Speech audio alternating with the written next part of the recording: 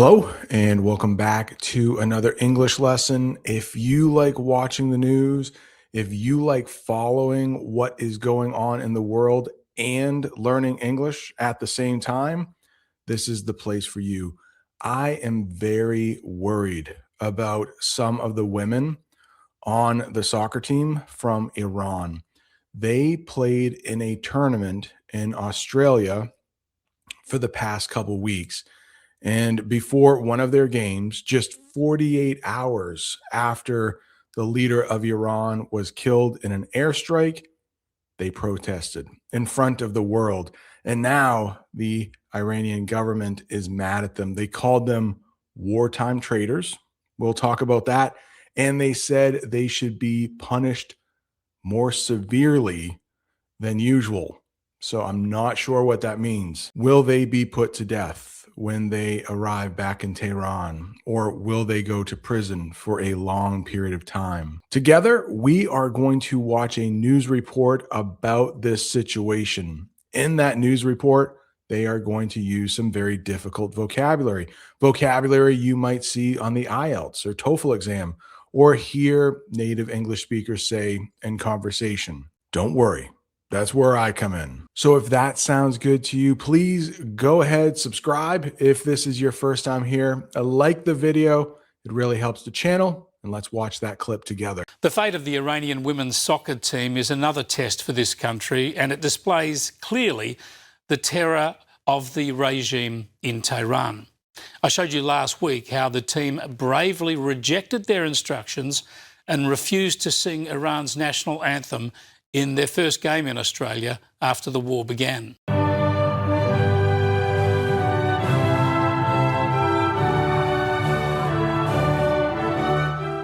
After that, the team members were described by Iranian state television as wartime traitors, with calls for them to be dealt with severely. Okay, we're going to get serious now. The glasses are going on for each of the terms. I'll have the official definition. I'll have a picture and a sentence that goes together to help you understand the meaning of the phrase or the word. And first, we have the fate of. The fate of. Many people are worried about the fate of these women when they return. So let's talk about what the fate of means. It means what will happen to someone or something in the future. And in the picture, we have a very old building and a sign that says restoration or demolition. Those might be two new words. Maybe we should talk about them. Restoration, that means to make the building look better, to fix it. Demolition, that's the noun. Demolish would be the verb, and that means to destroy it. So here is a sentence. The fate of the old library is unknown. The city might repair it or tear it down. Next, we have a word that might be difficult to say, terror. Terror. You might hear the verb terrorize. Let's talk about what terror is. A feeling of extreme fear or violent actions that cause extreme fear. And you can see in the picture, it looks like these people all look the same. AI made this. I don't know what is going on with all of those people. Maybe they are all brothers and sisters from a big family, but you can see an explosion in the background. Let's read the sentence. The people ran in terror when they heard the loud explosion in the street. Next, we have the verb refused. Refused. So these women refused to sing along with their national anthem. We'll talk about national anthem in a little while. But refused, that means said no to doing something or accepting something. The company refused to pay for the damaged goods. I don't blame them. Take a look at those boxes. You have stains on the boxes.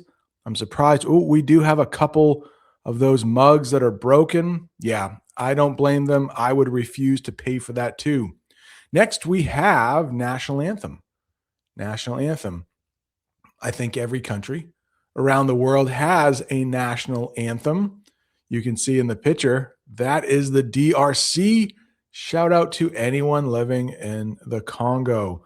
The national anthem is the official song of a country. The athletes stood proudly and sang the national anthem before the soccer match. Yeah, we call that sport soccer, but I'm sure you probably call it football, maybe. So the Iranian women's football team, they are going back to Tehran, and I'm really nervous about them. I hope we hear of their fate. I hope they are okay. I hope they are treated like celebrities when they come back, but they might be in bad shape. But there were 5 women that were able to escape their handlers. We'll talk about handlers in a minute. Next, they were called traitors. But be careful. We have 2 kinds of traitors in English. One is very good, one is very bad. We will talk about the bad one because the Iranian government called these women traitors. It's not good, that's for sure. Traitors are people who secretly help the enemies of their own country, group, or friends. The spies sold government secrets and were arrested as traitors. Now, these traitors are very different. This has something to do with money. And by the way, I do have a course coming out that will help you with things like crime, money, reading those things in English when it comes to the news. So if you would like some more information about that, I will put the QR code up there. I will send you a free PDF of 50 words you need to know while watching the news. But that course is going to go way in depth. No ads. There is homework. But hey, if you are a serious English learner, you like homework. Traders, think money. These are people who buy and sell things as a job. Now, it sounds just like traders. So that's where it can be kind of confusing. These are homophones. The market was full of traders selling fresh fruit, clothes, and spices. But the men, are they all men? Yeah, they are. There should be some women in that picture. But these men are on Wall Street and they are trading stocks. Yeah, I don't like the sound of this. Dealt with severely. They said the women, when they return, they will be dealt with severely. Let's talk about what that means. Oh, hey, there is Michael Scott from The Office. Do you know that show in English? Dealt with severely means punished or handled in a very strict and serious way. The manager warned the staff that anyone caught stealing would be dealt with severely. Now, in this workplace, that might mean being fired. When the women get back to Tehran, we don't know what that means. Does that mean punished by death, or does that mean a long prison sentence? The team is now on the Gold Coast in their hotel, the women unable to speak for themselves. They played their final match in the tournament on the Gold Coast against the Philippines last night. And afterwards, members of the Australian-Iranian community gathered to cheer the team and denounce the regime. They claimed that the women gave them hand signals that amounted to SOSs and pleas for help. And the supporters then tried to block the team bus.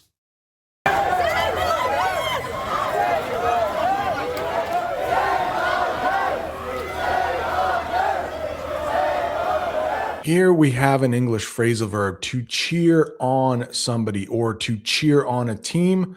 That means to shout loudly, to encourage someone, like a sports team or a friend. We are going to the stadium this weekend to cheer on our favorite team. Here is a verb you do not hear that often, but I bet they could put this on the IELTS or TOEFL, to denounce. What does it mean if you denounce someone? That means to say publicly that someone or something is wrong, bad, or illegal. And in the picture, we have, well, this is a very old picture taken by a Polaroid camera, and I can see President Nixon in the photo. Wow, that is from 1968. The president gave a speech to denounce the violence in the city. SOS is next. SOS. Let's take a look and see what that means. An international emergency signal asking for immediate help, like you need help right now. The sinking ship sent an SOS message to the Coast Guard. So it doesn't matter what language you speak, that is the international sign for I need help. And I used to think this stood for save our souls, like it was an acronym, or save our ship, but I guess that is not true. SOS is the same in any language, and it really doesn't stand for anything but like, I need help right now. Please is next. Now be careful. To be polite in English, you can say, please, please, can I have more coffee? Please, can I have more English lessons? But this is different. This is a verb. This is urgent and emotional requests for help or mercy. And in the picture, you can see that man is asking for help. The past tense is pleading.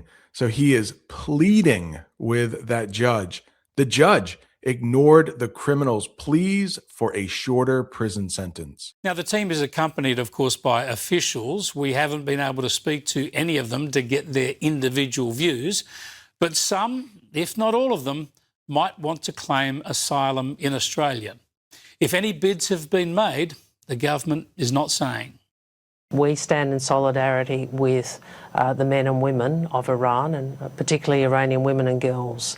I don't want to get into commentary about the Iranian women's team. Obviously, this is a regime that we know has brutally cracked down on its people. Do you know this? Individual, one single person, often separate from a group. At one time, I offered individual tutoring sessions, but unfortunately, I am too busy to do that right now.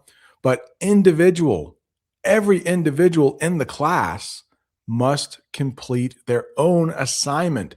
So if you look at that picture, there is a teacher. She is walking up and down the aisle, and you cannot have any help from a teammate or a classmate to complete that assignment. Okay, 5 women on the team were able to escape their handlers. We're talking about handlers next. They were able to escape their handlers and claim asylum. So let's talk about what claiming asylum is. It is to officially ask a foreign country for protection and the right to stay. Like if you are in danger, if you go back to your country, you can claim asylum. After fleeing the war, the family decided to claim asylum in Europe. And I asked AI, please create a picture of a family from Sudan, a Sudanese family claiming asylum. I'm glad to see they have winter coats on. It looks cold. You can see the snow in the background. I don't think it snows very often in Sudan. I often hear of celebrities having handlers, but this soccer team had handlers, I guess, to make sure they didn't do anything wrong or they didn't try to escape, even though 5 were able to. They're handlers. Those are people whose job is to manage, guide, or control someone else. So in the picture, I think that's Tom Cruise. He has handlers. They're kind of like bodyguards. They are there to do things for him to make sure he is safe. But these handlers for the soccer team were very different. They were almost like the police. The famous actor was quickly guided through the large crowd by his handlers. What does it mean to stand in solidarity with others? And that soccer team, they did all stand in solidarity with each other. So let's get the official definition. To show strong support for a group of people sharing their feelings or goals. The office workers decided to stand in solidarity with the factory workers who were on strike. And I'm sure many people in Iran would love to stand in solidarity with this soccer team, but it might be dangerous for them to do that. Brutally. What does brutally mean? In a violent, cruel, and harmful way. The man was brutally attacked while walking home late at night. English phrasal verbs. Pretty tough, right? For every English learner, English phrasal verbs are really tough. We have one here. Cracked down. What does it mean if the authorities are cracking down? started to be very strict about a rule or law, often to stop bad behavior. So you can see some police officers here. The driver is holding out their cell phone. It is illegal to be on your cell phone and drive here in the United States. The police cracked down on drivers who were using their phones. We need to talk about these two together, grave danger and a grave. They did not use that in the newscast, but I didn't want you to be confused. Maybe we should talk about what a grave is. That is the place in the ground where a dead body is buried. A lot of people in the United States choose to be buried. Others choose cremation. That would be when the body is burned and only ashes are left. But a grave, let's get a sentence. She visits her grandfather's grave every year to leave fresh flowers. But grave danger is very different. Grave here is used as an adjective, a very serious and life-threatening risk or situation. So if somebody is in grave danger, they could die. Here's the sentence. The hikers were in grave danger when the sudden snowstorm trapped them on the mountain. I hope those women are safe. We will keep you updated with this situation. If you are looking for more English lessons about this war in Iran, they are right down there. Thanks so much for watching. See you next time.